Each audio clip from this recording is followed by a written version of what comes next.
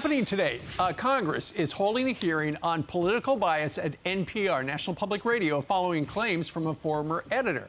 While it isn't NPR's main source of income, they have received millions of dollars of tax money over the past 5 years. And that number is deceiving because they get most of their money from member stations, and the member stations get like $500 million from the Corporation for Public Broadcasting. Our next guest has been exposing media bias for years. Journalist Matt Taibbi joins us right now. Matt, good morning to you. Good morning. Thanks for having me on. It's great to have you. So this former, now senior business editor at NPR came out a while back and went on the Free Press and said, hey, you know, I'm trying to be fair, but NPR is just stacked with a bunch of lefties. And now Congress, particularly the Republicans, Matt, want to know why exactly should public funding fund one particular point of view. Yeah, when Yuri Berliner, who was the senior editor who went on the Free Press and essentially in a kind of whistleblowing role, described what had happened at the station, he outlined a number of things, and he talked about political bias, but he also talked about just a basic lack of journalistic ethics over a couple of stories in particular, namely the Hunter Biden laptop story, right. Just the failure to report that out. And there was even a quote of one editor saying, well, it's a good thing because this might help Trump. You know, that's the kind of thing you can't have at a public news outlet. And anybody who listens to NPR knows that this is sort of endemic to who they've become in recent years.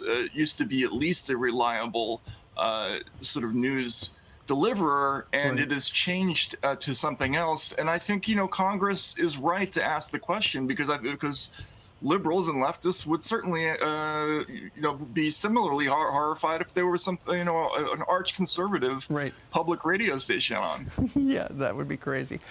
So anyway, today the NPR CEO cannot show up in front of Congress because she is busy. They've got a meeting of the board, so she can't make it, but she'd love to come some other time. We'll talk about that when she does show up. In the meantime, Matt, you know, when you think about NPR, you know, and you just cited Yuri Berliner, he said there were 0 Republicans in the newsroom and like 87 Democrats.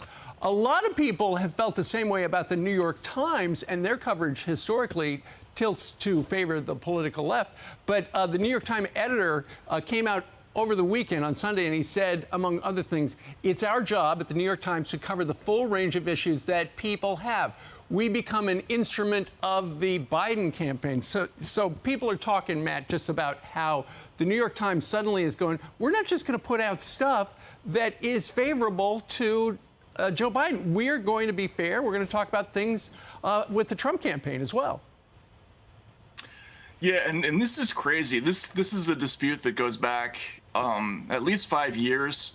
There was a kind of an amazing story that came out in Politico over the weekend, detailing from both sides, from both the Biden administration and the New York Times, this problem that's developed between Biden and the Times. And it goes back to the campaign when Biden was running for president, and the campaign believed they didn't assign a paper who was properly invested, was the term, in seeing the charm and the appeal of Joe Biden.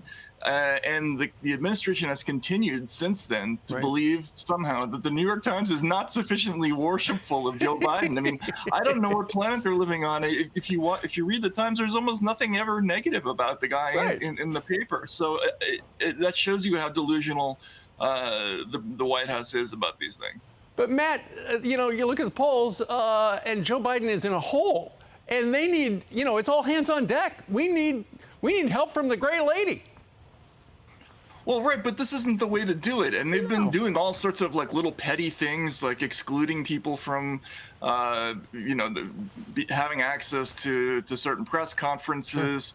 There was a security guard at the Times who said something nice about Joe Biden on the way up to the Times, and Biden invited that security guard to do an appearance with him, sort of as a subtle tweak of the time. I mean, this is really petty stuff, and that's not going to get you better coverage. The way you get better coverage is just to, you know, play it straight with the news organization.